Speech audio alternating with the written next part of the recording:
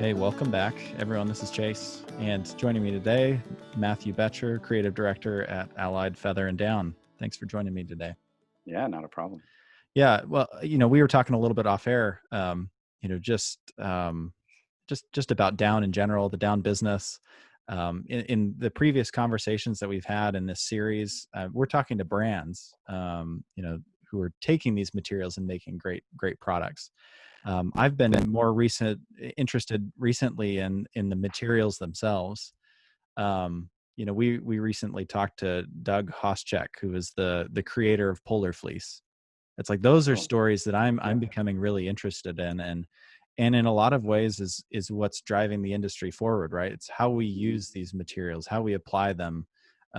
We were talking a little bit about down's been around forever, but now there's innovations around how do you Yep, apply it on yep, a garment or on a product, and the application of the material is where a lot of the innovation's happening. So yep. I'm excited to talk to you today a little bit about that, as well as your background and the Cool. company. So thanks Yeah, again. no, excited to be here. Thanks. Well, just you know, we should mention the times we're living in. Put a timestamp on the conversation. How are you doing in the midst of COVID and everything that's happening right now? Obviously it's affected the industry as a whole, right? And everybody's pretty well aware at this point of what's happening with apparel manufacturing and the effect that brands canceling orders because of retail being closed, the challenges that presents upstream, right? So if a brand cancels orders, the manufacturer doesn't have money to pay these ingredient brands like you've talked about, right? And on one hand, the difficulty is that here we are working with our partner brands, and really building out our company as a ingredient brand, offering, working with them in marketing campaigns, crisis management in our case, sustainability, traceability programs, everything, to help them tell a pretty comprehensive story. And so, that requires a lot of that requires bigger teams. It requires a lot of investment on our part. And so when things like this happen, that really, really, really strains that part of our company, right? However, what's really interesting is when this happened, we really obviously took a really hard look at our supply chain and how our supply chain could be potentially affected by this, right? We have facilities all over the world. We have 2 facilities in China, and so we procure a lot of our material in China, process them in China, but we also have facilities in Europe and in Canada, and then our headquarters in the US.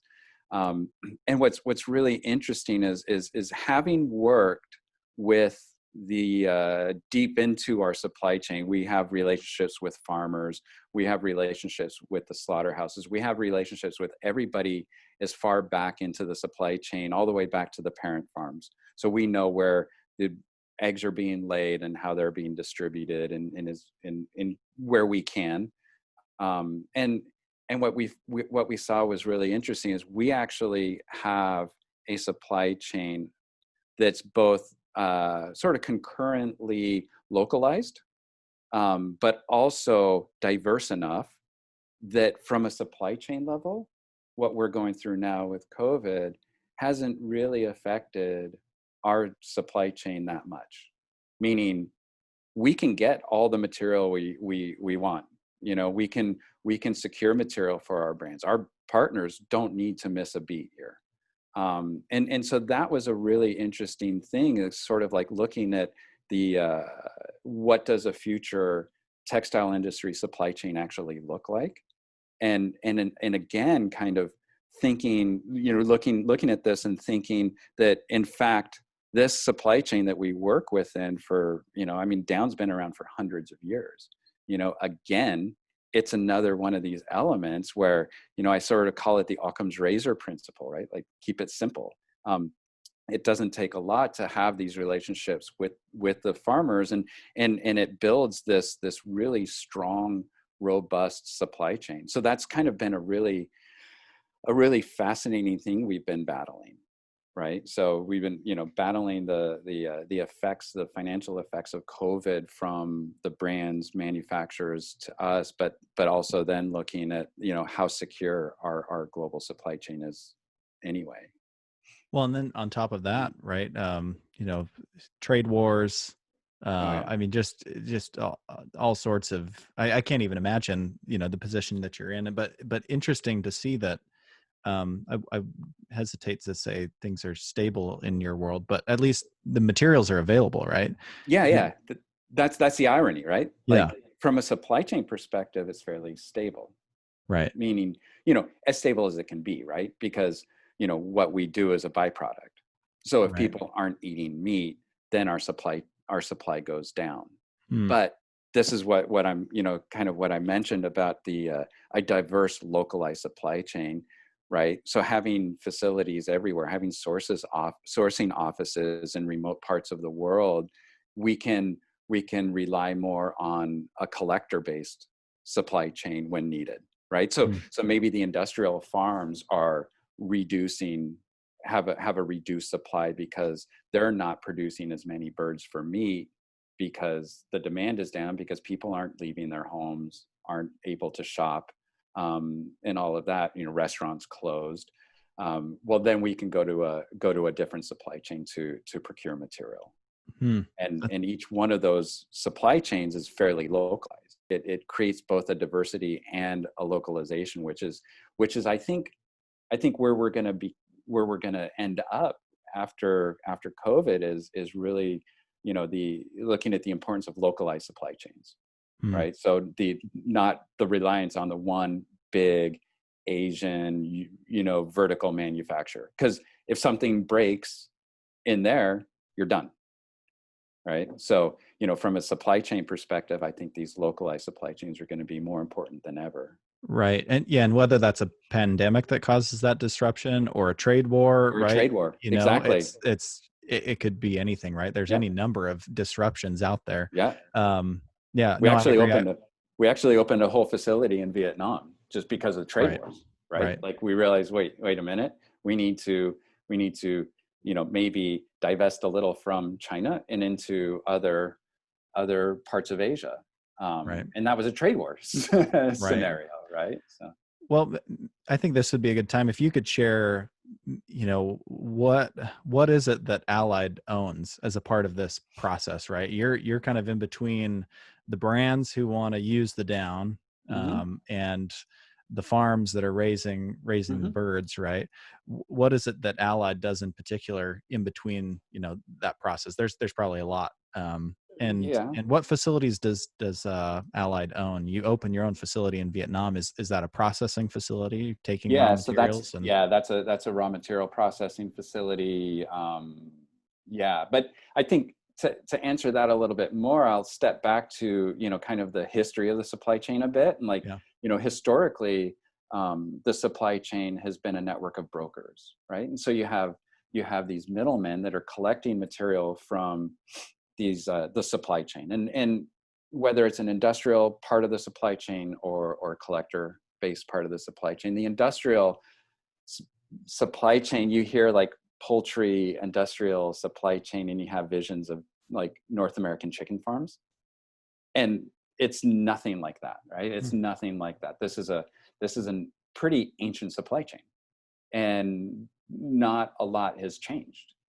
So, even the big industrial farms are on bodies of water, and even when they're not, they have enough water. I mean, as well as part of our requirement too, that they have access to water. But even some of these biggest firms I've found, are also part of a whole other level of a sustainability model, where like some of our goose farms that we work with in China, some of the biggest ones, are actually housed in orchards, and so the geese are actually fertilizing the trees as well Hmm. at the same time. So it's a really fascinating supply chain. So like number one, like that sort of, we had to sort of rethink how we think of industrial when we're talking about a supply chain like that.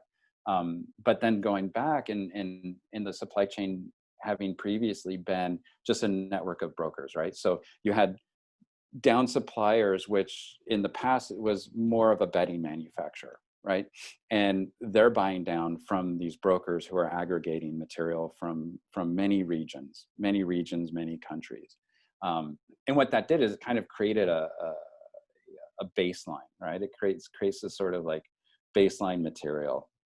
And a lot of the old marketing is based on that, right? So like Hungarian goose down is considered the finest down in the world because when you aggregate all that material from that region, those birds are really big. There's cold environment, so you're getting very big down clusters, you know. But when you start to really dig into the supply chain, and that's how Allied started.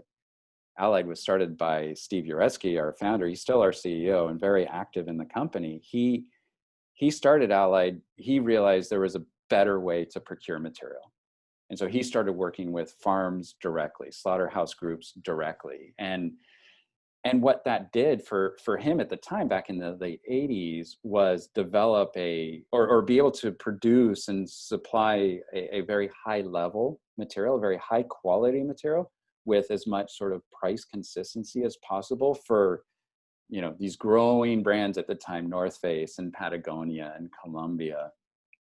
And what that has sort of led to is this intimate relationship within the supply chain that allows us sort of unparalleled traceability, right? So we can now communicate that to our partners, to those brands, and say, look, we'll provide you material from exactly this farm, these farms, and these farms. This is where it's all coming. And so the brands are able to, the designers are able to sort of recognize the qualitative nature of that, the consistent nature of that, so that our material isn't changing drastically from one season to the next. So they can design now more technical pieces with more precision. And from a communications perspective, crisis management, communications, or social compliance, the brands know exactly where the material is coming from. So whether the material's certified or not, we can audit the farms with those brands. And then from a marketing perspective, even we can develop content based on that, right? So we are this sort of, I kind of feel like what we are is on one hand, we're the sort of middleman now, right? So between the brands and the farms. But what you soon realize is that sourcing is just one half of what makes down a great insulation. So processing is the other half, right? And you know, you look at a down jacket on a shelf that's, you know, $59 over here and $399 over there. Well, what's the difference? And I would say there is a qualitative difference between the materials that are in those products. And a lot of it comes down to processing, right? You can have really well-sourced material that can come from a certified farm for animal welfare, but then how is it processed? And down can be processed in so many different ways that it's very, very easy to damage the material. It's a very strong, robust, durable material, but it's also easy to damage it if you're using the wrong chemicals, the wrong heat on industrial dryers, those sorts of things, right? So, you know, what we do is we provide an insulation, right? I don't look at this as down anymore. I see what we do is using what I would consider as the world's oldest insulation and really bringing it into the next century, you know, as a insulation that has all of these amazing benefits in and of itself. So I Right. don't know, that's a really long-winded answer for what do you do? Yeah. No, well, I think it was really helpful because I was kind of asking about, you know, what are the physical spaces that you work in? Like, what are the Yeah, hands-on things that you do, right? That's like a very right, simplistic way to look at, you know, what do you do, right? right. But I like the way that you took it because a brand, right, communicates trust. And Mm-hmm. from my perspective, Allied tries to communicate the traceability, you know, a trust Yeah, between you and the North Face, let's say, for example, that the down that you're getting, meets all of the standards. It's sustainable. It's, you know where it's coming from, and you can Right. trust us, right? Right. We're Right. vouching for it. Yeah. Um, And not just from not just from a traceability or animal welfare perspective, right? mhm, But like performance, right. like certain products, if you're putting a subpar insulation in it, you whoever's wearing that, it becomes a risk. Right. It becomes a risk, and I think that the logistics, like what I guess you were actually asking, um, has more to do with our relationships with manufacturers, right? So, Right. right. So we work with brands and develop materials and insulations for those brands, and then it's the manufacturers who we're working with sort of logistically, and one of the things that we have facilities everywhere. We have facilities in China, Vietnam, Europe, um, Canada, now a couple in the US. And these all serve different purposes, right? We have sourcing offices. So we've planted sourcing offices in really rural parts of the world, both China and Europe, that we know has a very valuable collector supply chain, base supply chain. This is areas of the world where they eat a lot of duck and goose.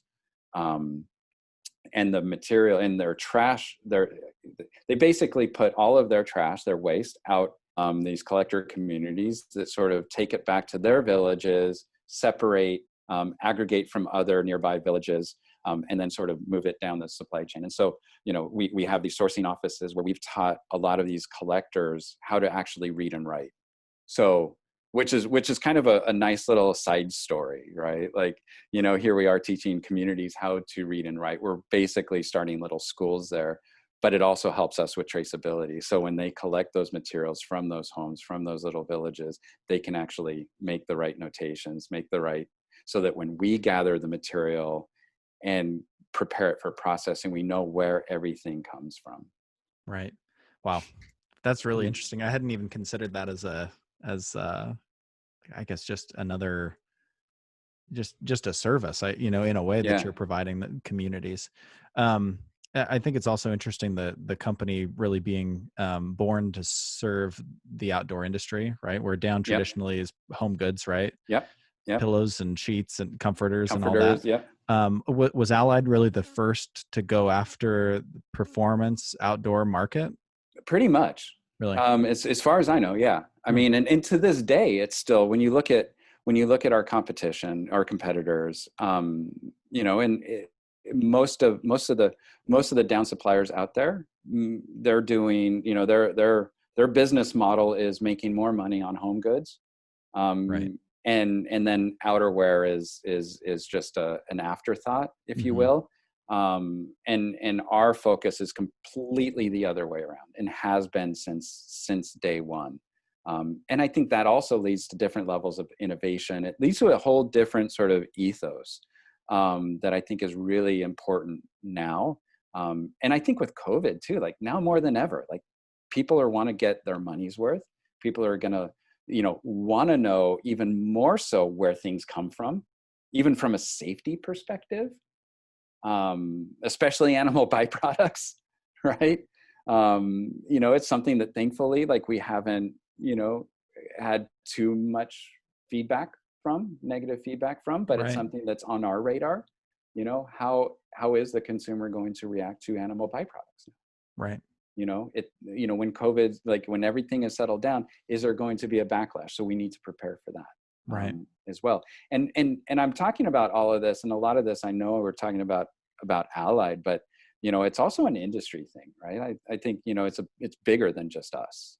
Now, are you talking from a like a disease perspective from animal byproducts? Is that a concern from your perspective, or from a company perspective?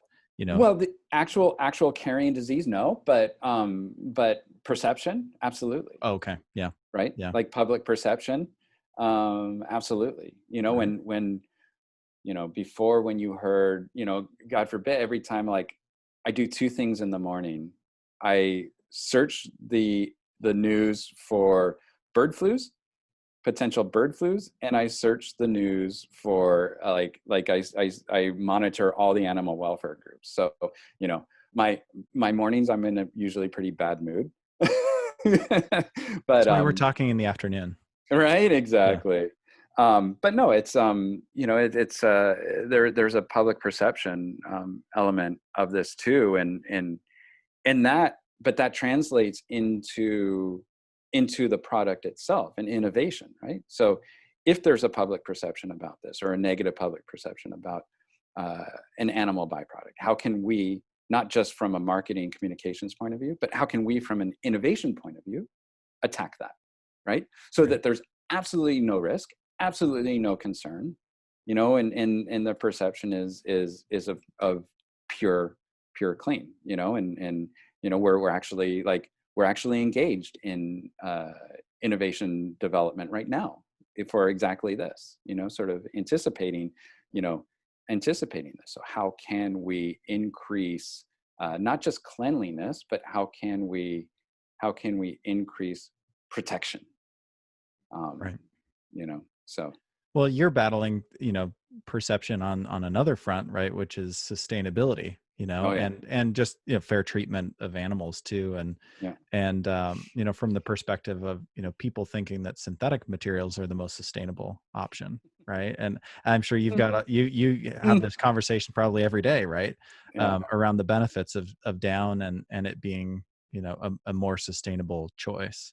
Do you mind sharing a little bit, why that is? yeah, For those who no, don't know, I know, like, we had this yeah, yeah, conversation before we recorded, but right, I think it's important to hit home, the value of down and the importance of it, and yeah, the sustainability perspective.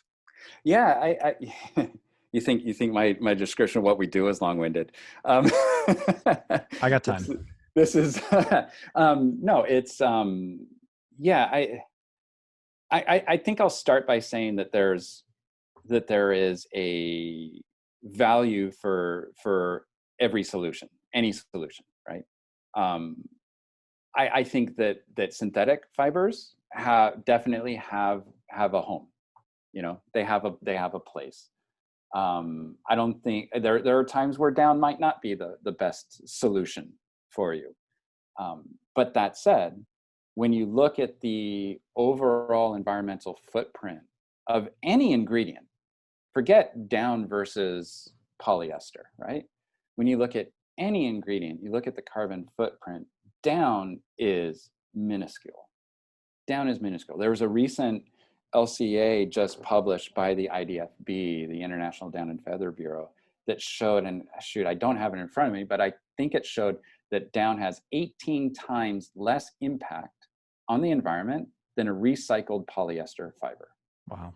You know, and that they did not take into consideration the life of a jacket, right? So they were only looking at the insulation and the breakdown of insulation. So when you consider, then add that the life cycle of a jacket itself, right? You know, you tend to use your down jacket far longer than a synthetic. That synthetic jacket will break down far faster than your down jacket. And there's also a value proposition people have with it, and all of that. So, just from the numbers alone, it's shocking how small of an impact down actually makes. And it comes back to the supply chain, right? It comes back to the idea that what we're using is a byproduct. We're using trash. Down itself is part of a circular economy, right? Like, there's a lot of, like recycled down companies, right? Recycled down is a cool product that with new separation techniques, we're able to actually produce a high quality material. There are companies that only supply recycled down that want to sort of push them as the circular option, when in fact, down in general, circular in nature. We're taking a byproduct, the big feathers from, from the slaughterhouses end up getting ground for fertilizer, for feed, and then the medium feathers will end up going into like furniture. Those are the ones you curse at when you sit on a pillow and it pokes you in the back. And then what we get from in terms of down is a very, very small portion. So like, I think it's on average, a medium-sized goose, an average sized goose will yield about 300 grams of waste. Hmm. Out of that 300 grams, only about 20 to 24 grams of that is actual down, right? So even the waste, we're only taking a small part of the waste. Everything else gets used, but down itself is only a small part of that supply chain. And value-wise, it depends on the supply chain, but it's like 2 to maybe 8% the value of the bird. So there's no financial or no fiscal way you could raise birds just for down themselves. I mean, Right. we have very real animal welfare issues that involve parent farms where the birds are raised to lay eggs, and they end up living for 3-5 years. So there's an opportunity in that tiny part of the supply chain to engage in the practice of live plucking, which is just like horrific and barbaric. But that only can happen with the white geese parent farms. So it's 25% of 1% of the global supply chain, right? Right. Well, and that's another, I mean, service, right, of Allied, right, is going out and making sure that these Yeah. practices aren't occurring, right? Yeah. No. I mean, if you're Absolutely. not doing it right, I mean, Right.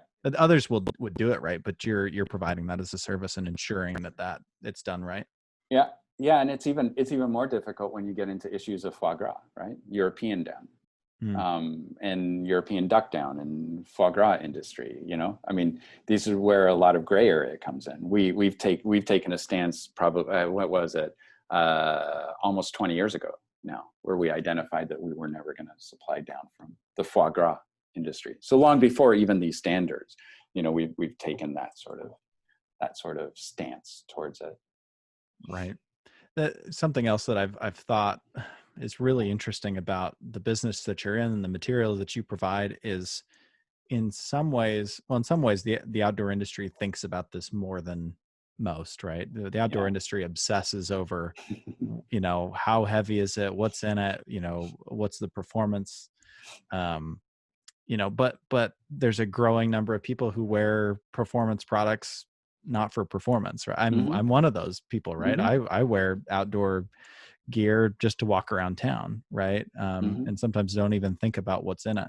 Um, I just think it's an interesting challenge, I imagine, for you, and especially in a creative director role, right? Is that idea of brand, Mm-hmm.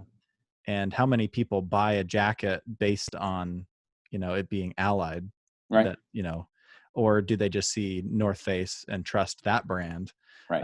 But they're not thinking about who is it that's supplying the thing that's really powering this product. I mean, Right. what is that like for you? That's probably something That's that my you goal, agonize right? over all the time, right? That's the goal, right? Like, Yeah. that's the goal. Like, and again, I think we were talking about it offline too, where it's about information, and I'm a believer in people being able to make informed decisions, right?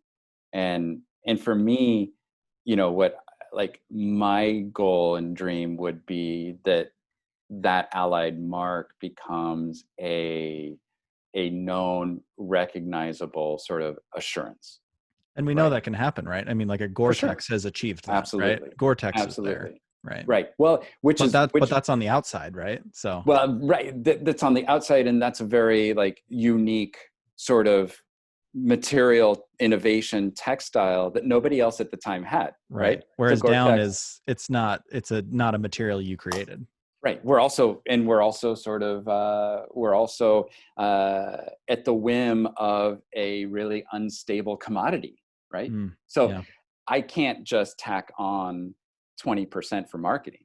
That's Right. something that the synthetic industry is super lucky with, right? Right. Like, and that they have set prices and can tack on X amount to market against down, Right. and whereas warm is down. And I think it's a case, going back to that whole synthetic thing too, it's a case of, like, down's been generic for so many years. I mean, forever, until like 2015, when the first responsible down standard certified products hit the shelf. Like, nobody wanted to talk about it. I remember getting email after email about, hey, can you remove me from your website? We just got a letter from PETA. And now the emails come in and they're, hey, we got a letter from PETA. I noticed I wasn't on your website. Can I make sure that I get on your website? Hmm. Which is really a cool sort of shift, Right. right? Yeah. Yeah. So yeah, I think that's the goal, right? That's obviously the goal, but for me, it's a little bit bigger picture, right? Like, I would, love just for it to be a mark of assurance and comfort in performance, and then allow and give enough information, whether it's through our Track My Down tool or whatever, to that consumer that, they can make an informed decision, right? I'm the first one to say, like, if you live a vegan lifestyle, you probably shouldn't be wearing down, just like you shouldn't be wearing leather, you shouldn't be wearing wool, right? Like, don't wear down, but make an informed decision, Right. and that's, yeah. Well, it seems like, at least where you're you're B2B, right? The big companies, they want that label of assurance, right? But it Yeah. seems like more and more with the consumer becoming even more savvy and more information being at Yeah. everyone's fingertips, right? Yeah. That badge of, that label of assurance is going to be passed down, right? And the Well, consumer is going to want to demand that. and there's no such thing as B2B anymore. Everybody's B2C Right. Yeah. Right. because of that, right? Right. Like, I mean, I can go off for hours on why the death of B2B, right? Yeah. Like, Yeah. Yeah. and it's exactly for that. Everybody wants to know exactly where every element comes from. They want to know about the zippers. They want to know about the fabrics. They want to know about the insulation, whether it's the brand telling the story or the ingredient brands telling the story for the brands. And that's where I think the model is a lot different than Gore-Tex, right? Than a performance textile like a Gore-Tex, because it is so complex, our supply chain. There are so many complexities to the material, to the complexity, to the way it has been marketed for so many years that I think, I can't expect even one of our partners, let alone their sales associates, to know as much about down as we do, right? So I feel like it's our goal to present ourselves as a platform to help educate those consumers. Right. Yeah. Again, one more, value that you're offering is the education. I was just looking through the website, right? And the Down 101 and the traceability tool, which I wanted to Yeah. get into, that becoming something that people are demanding, right? Yeah. Is Yep. how do I find out for myself where this material is coming from? I don't want to rely on the brand telling me where it's coming from. Like, I want to Right. know I want to for know. sure, from someone independent or semi-independent, right? Yeah. Yeah. Can you talk about that tool a little Yeah. bit? It's trackmydown.com. Is Trackmydown. that right? Yep. Trackmydown.com. It's yeah. So years and years ago, Allied had set up an entire connected backend system. We were connected to all of our facilities global are connected to it. And what it did, it allows us to bring material in, file the material based on the documents that we have from where it came, and then it enters this automated database, right? And processing down's a bit like winemaking, in that it's hardly ever single origin, right? Like, there are cases where it can be, but most of the time it's like we're taking a little bit of this and blending it with a little bit of that to hit a very precise metric that's required by the brands. And so it becomes super complicated, but with having it all with this internal database, makes it very easy for us to, in case of animal welfare attack, or in case of any other sort of issues, quality, animal welfare, we could go back and with the brand and kind of review exactly where that material came from, where there may or may not have been issues, why there's not an issue over here. And so really it became a case of like, well, why can't we just skin this for a consumer? All the information's right here. And we sort of strategically launched it in fall 15 with the first RDS certified products hitting the shelves, right? We built the RDS with North Face, gifted it to Textile Exchange in 14, and then we knew the products would be hitting the shelf in fall 15. And for me, what's important about these standards, these sourcing standards, is that they kind of help act as insurance. So now you can talk about the material, and so now we can apply this tool to it. I'm not painting a target on our partners' backs. And we launched with sort of 3 or 5 strategic partners back then, and now we're up to, I think, 150 different partners and retailers worldwide have adopted it. And that's when it starts getting exciting, when retailers start adopting it, wanting the ability for their customers to be able to track the down on their site. Wow. So that's when it starts to get fun, seeing the growth of that. When we launched, it was just, again, it was one of those assurances, right? Like, the cynic in me said, like, when I was asked the question, well, how many people are actually going to use it? And I would look people straight in the eye and say, it doesn't matter. It doesn't matter. Sometimes you just attach that hang tag, you attach that communication to a product, and the consumer goes, oh, okay, cool. Right. If they're going to show me they can do it, they must be able to. We're solid. Right. Yeah. So that's the cynic in me. Right. What the reality, we can't keep up with the traffic on the site, which is a good problem to have. Yeah. So that's amazing. And so it'll be exciting. Yeah, it'll be exciting where it's going. We're working on a big update right now. So and to give people an idea of what they would see the process, right? Like they'd take the product that they're purchasing. There's going to be a label on there and a lot number. They put that lot number in on the website, and it would show them. It shows them where show them just kind of a process of. Yep. It shows everything, right? It shows them where the material came from, the regions it was collected from. It explains the processing a little bit. It shows them things like verified fill power numbers. So if you're buying an 800 fill power jacket, or 700 fill power jacket from Peak Performance, for example, or 800 fill power jacket from Eddie Bauer, you go on and you see that 800 fill power jacket is actually tested at 850. And we explain, and again, as I see it, less of a traceability tool than an education tool, right? So we're explaining exactly what fill power means, right? What is fill power, and why is it important, and what does it mean? So when you see, and why is it important that we always overship?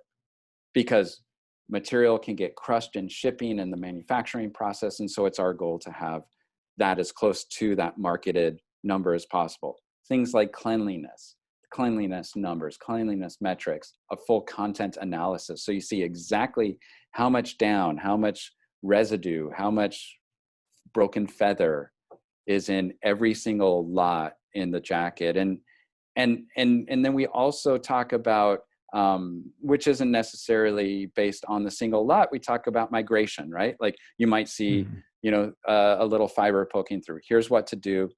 It's not a big deal. It's a natural product. This is going to happen.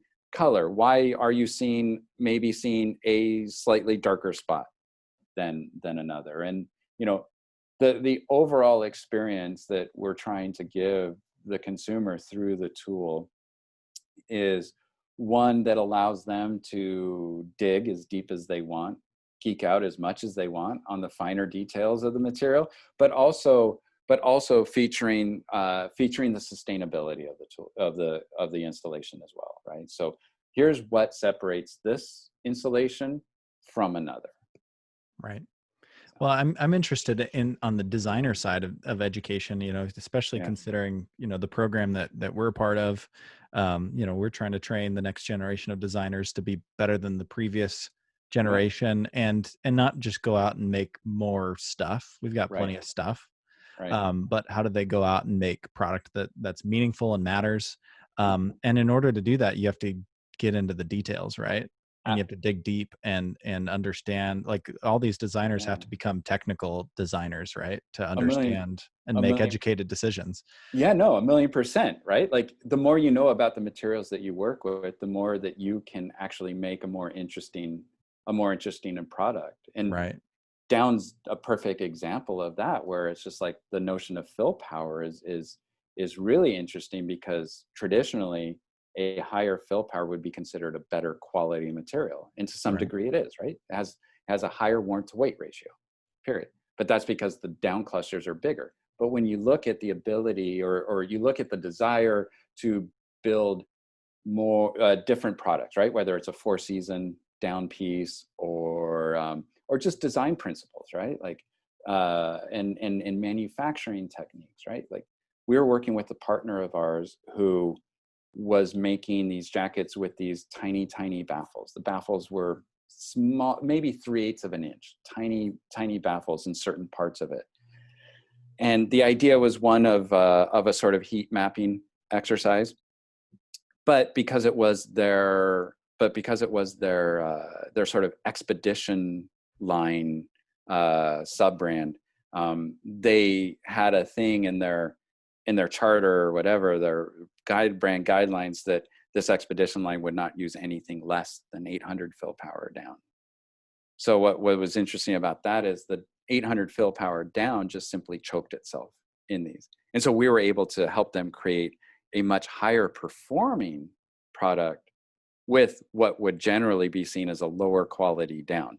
Again, understanding the details of the material themselves to really maximize their value, performance, and precision. And that's, we were talking a little bit about that before we jumped on, the idea that down is now being used as a precision insulation, and not just as something to fill a giant puffer, Right. is really fascinating. Well, I think that's what I don't know, the perception of down, right, is, oh, big Yeah. puffy jacket, right? Yeah. And those are cool too. They are cool. But I and maybe this ties into kind of the next question, the future of down. Yeah. Do you see the future being more that precision application, like understanding, targeted Yeah. down on a jacket or, a piece of gear more than more is better?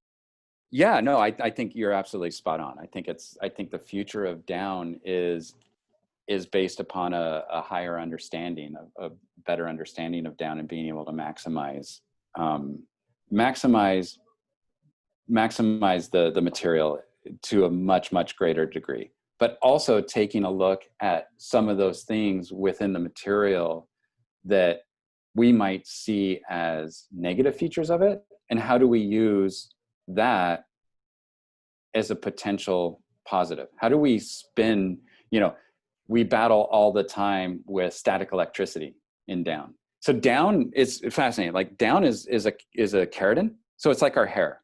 So when we talk about cleaning down, it's like washing our hair, right? Like we use a soap. We don't want to strip it of the fat and oil completely, but we want it clean, right? So that's how we think about it. But like, it also is, you can get that static electricity in your hair, and you see what it does with it, right? So things like that, like we battle so much, we spend so much time and energy removing it. Well, maybe the future is, how do we work with those elements, right? Like how does that become a natural sort of thermal regulating principle? So ideas like that. Is there anyone out there that you see that's experimenting with down in interesting ways, and is kind of pushing the material in ways you haven't seen before? I guess who's doing it Yeah, I in mean, interesting ways? unfortunately, all the interesting stuff is under NDA. Okay. Yeah, I guess that's true, right? I'll tell you this. And when you look at the recent history of down, right?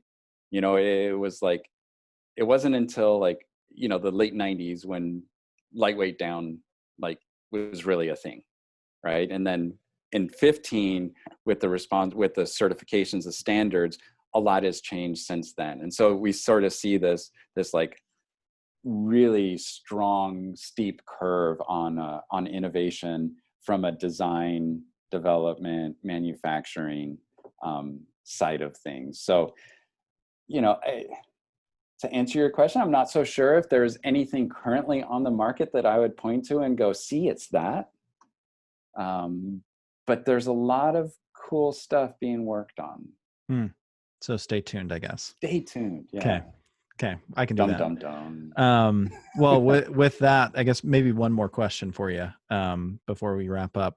For aspiring product creators, especially where we're in that position of trying to, train this next generation and give Mm-hmm. them access to tools and educate them and prepare them to, again, go out and do more than just make more stuff that we don't Mm-hmm. need. Mm-hmm. Mm-hmm. Um, what what do you want those designers, aspiring designers, to understand about Down? What do you want them to know about it, if there's like one takeaway? I won't even like keep this to down. Hmm. You're right. Like, but in general, I think it's keep it simple. Like Occam's razor. Sometimes the best solution, whether it's a performance solution, a sustainability solution, is right in front of us, right? And with that, it's that understanding that I would love to see more of, right, from future product developers. If I see another polyester based synthetic fiber claiming to be more environmentally friendly, right? Then what? Then before, okay, fine. It's still going to end up in the ocean. It's going, I'm just going to explode, right? Like, they're like, we're as light as down, and we're more sustainable than we were before. Okay, I read an article recently about an innovation that a brand was claiming or working on, and they were working. I forget to develop this synthetic insulation that was a combination of synthetic and down, but done in such a way. And the article described their development process. And the funny thing was, like, you get to the end of this, and it sounds like a cool sort of innovation. And you get to the end of this, and you realize that their solution to be higher performing and more durable was ultimately substituting more of the synthetic for down. Right? But just So, use Down, right? Yeah. I Interesting. mean, there's a time and place for everything, but it's Right. that Occam's razor principle, right? Like, Right. sometimes it's right there, and just and Occam's razor principle, and kind of know your shit, right? Like, know what you're working with, so Yeah. that you can maximize its value and performance. Right. No, I love that. I think that's a great place to wrap it up. I could keep going. This is fun. Cool. Just to talk about the material and where you see things going. If people want to engage with Allied, what's the best way to do that? Experiment with the tool, traceability, learn, Yeah, on experiment. Allied's website. There's Go a to lot of yeah. resources it looks like you guys are putting out there. Yep. Go to our new website. We're adding more information every day. It's going to be a super comprehensive tool to learn more. So That's great. yeah, Well, thanks feel for free to taking reach out. time. This is No great. worries. And again, like I like getting down to the material level because it just seems like that's where the exciting things are happening, right? It's like style Yeah, changes every year, but that doesn't change really what exactly. this thing does for me. Right. It's how the material's applied and constructed, and it's that's where it gets exciting for me. And, So and it gets us out of the fast fashion circle. absolutely, yeah. No, I love that. Well, Cool. Matt, thanks for taking more time. I No appreciate worries. it. Thank you. You're busy. You've got a lot going on, especially now. So Right. thanks for being willing to Yeah. chat for a little bit. No worries. Thanks a lot.